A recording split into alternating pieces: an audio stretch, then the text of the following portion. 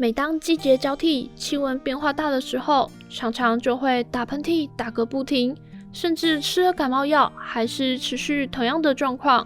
让许多人常常分不清楚自己到底是感冒还是过敏。这一集大特照带你认识过敏性鼻炎症状、治疗和如何舒缓症状。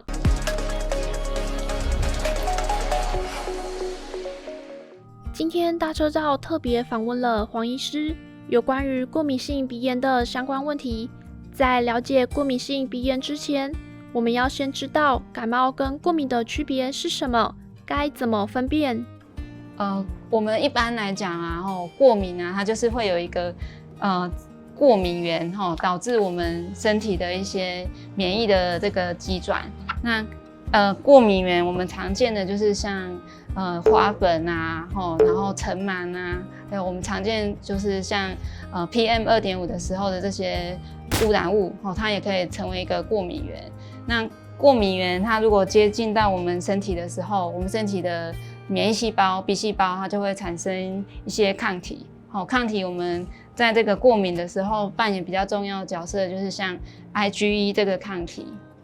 它是免疫球蛋白，然后我们也叫它抗体。那它如果接触到我们身体鼻腔有一些我们称为肥大细胞，这个在过敏重要的这个细胞，它接触到它之后，结合了之后，它就会产生一个组织胺。那组织胺它在过敏的反应里面，它扮演一个引起发炎的一个角色。组织胺它会对我们的微血管的通透性产生改变，因为血管的通透性变多了，血流增加的话，它可能会比较肿胀啊、发热啊。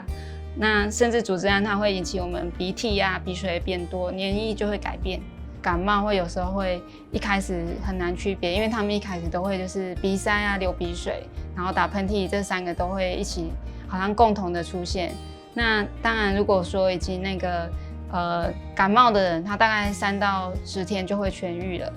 那过敏的人，他就是会有比较温差变化的时候啊，或者是季节转变的时候，他就是一直会产生。他会有一个比较周期性的感觉。那像感冒的人，他有可能伴随就是发烧啦，或者是肌肉酸痛这些。那过敏的人，他本身他就是不太会有什么肌肉酸痛跟那个发烧的这个情形。那咳嗽的话，有时候过敏的人会微微咳，是因为那个鼻涕倒流的咳。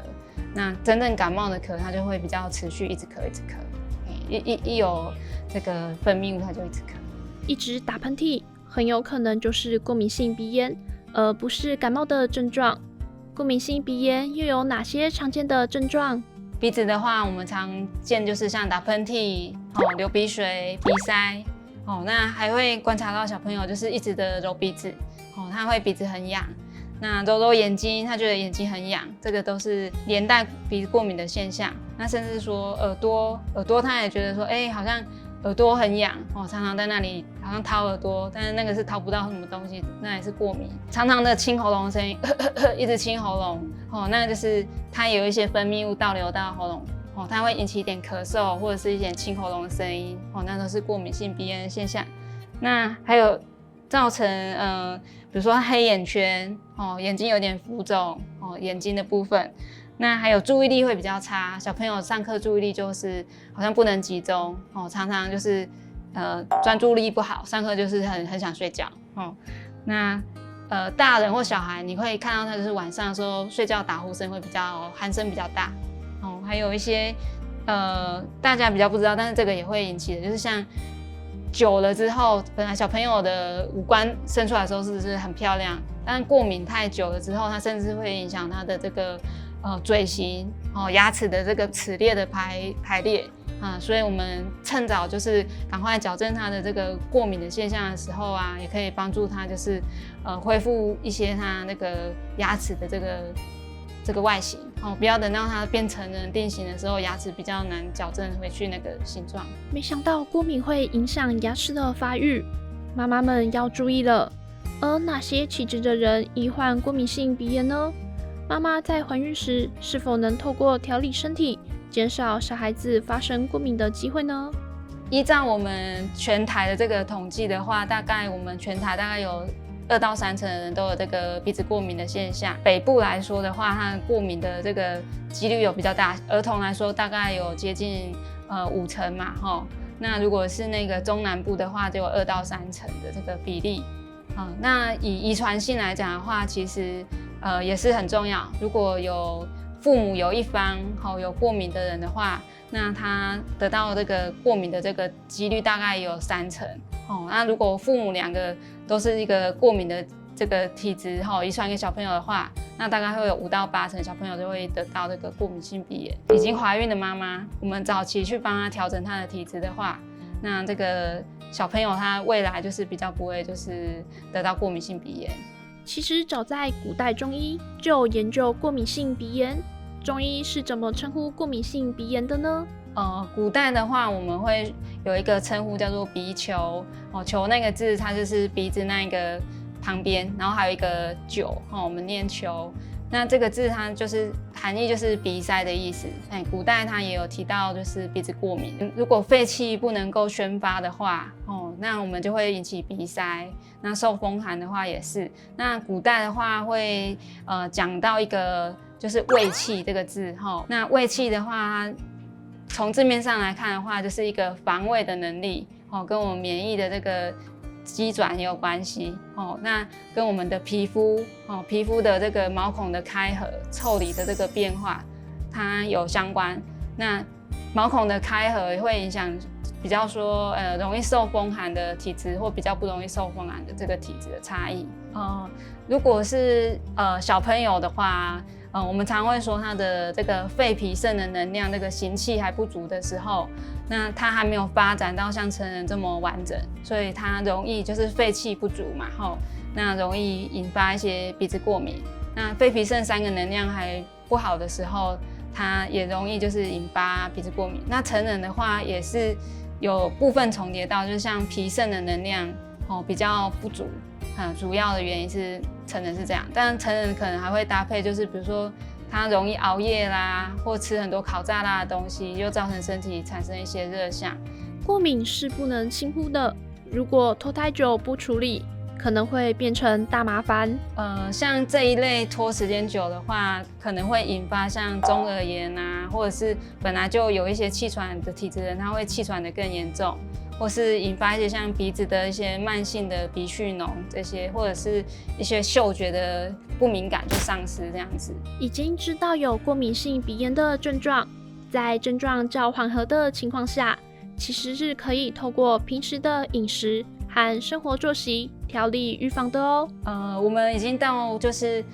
比较缓和状况，自己要调理的话，可以用一些像用菜来就是加一些老姜老姜入菜来调和一下我们食物的一些寒性或者是搭配一些姜枣茶姜枣茶可以保护我们的这个免疫功能然后散寒。那如果你手边的东西比较多种的话，像加入一些桂枝啦、黄芪呀它可以比如说散寒跟补强我们的正气都可以搭配在姜枣里面，也是一个很好的茶饮。除了中药外，中医还有其他方法可以改善过敏性鼻炎的发生。如果是中医的一些吃药以外的治疗，我们像是可以借由按摩啦，或针灸一些穴位。那穴位的话，鼻子部分像是迎香穴啦，或者是我们印堂穴啦，或者是手部可能有一些合谷穴啦，还有曲池穴啦，这些都可以来治疗。大概过了夏至之后，我们会找到那个最炎热的3天作为那个三伏贴的日子。那三伏贴的话，以那个中医的这个研究期刊报告来说的话，它有很大的帮助。连续如果能够贴3年的话，它对于那个鼻子过敏的这个成效会很有帮助。黄医师偷偷告诉大家一个秘密法宝，能够缓解过敏症状。我们有时候是因为那个受到天气的一些寒气啦，影响我们过敏的这个严重度。那我们有时候可以回家的时候，就是搭配吹风机，吹风机可以吹吹我们的大椎。那大椎在我们的颈后，颈后有一个，你稍微低下头的时候会有一个凸起来的地方，可以吹吹大椎穴。那还有一个，我们这样子稍微按，这里有一个凹的地方，这个是风池穴，我们可以吹风机就是顺着它吹一吹颈后、背后这边。如果突然接触到花粉、盐等等的过敏源，一直打喷嚏、流鼻水，手边也没有药，有没有能马上舒缓的方法呢？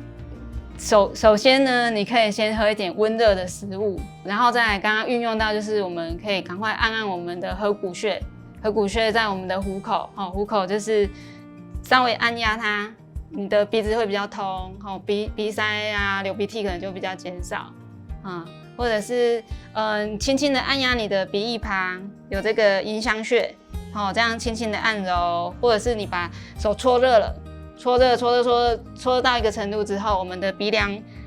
这边会经过好几个穴位，有上迎香穴啦、迎香穴啊这些穴位，你把它搓一搓，它温暖了之后，你的那个过敏症状就会减轻蛮多的了。然后再来就是要戴好口罩，鼻腔的这个温度温暖了，你也会比较不会打喷嚏。平时要注意哪些生活小细节，可以预防及改善过敏性鼻炎？生冷的水果，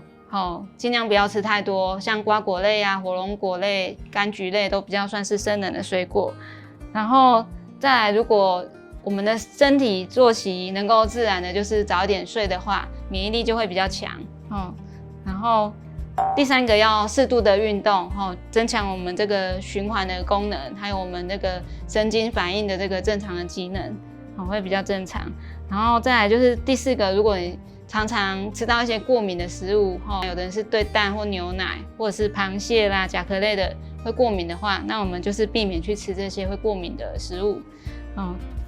然后减少过敏源，我们可以戴个口罩，可以阻绝一些花粉啊，还有灰尘、尘螨，还有一些就是 PM2.5 的这个影响。那定期的我们可以使用一些温热的水，55度C左右的水去洗我们的窗帘啊，还有床单，减少我们的这个尘螨。然后再来使用一些空气清新剂啊，或者是一些这个除湿机，减少这个湿度，也有帮助于我们的这个呼吸道的比较顺畅，比较不会过敏。好，然后有些家人会抽烟啊，或者是家里有焚香，就是拜拜啊，有焚烧香。那如果有幼儿的话，要注意一下，就是尽量减少这个香的这个浓度的，对他们刺激也有帮助。